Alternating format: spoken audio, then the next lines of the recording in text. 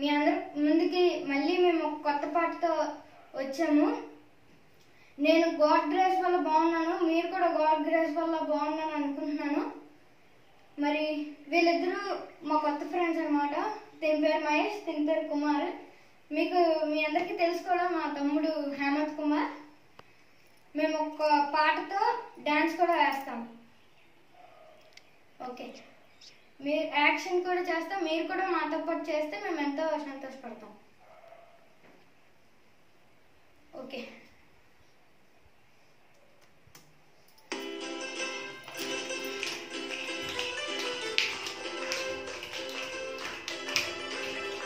యేసయ్యా ఎంత మంచి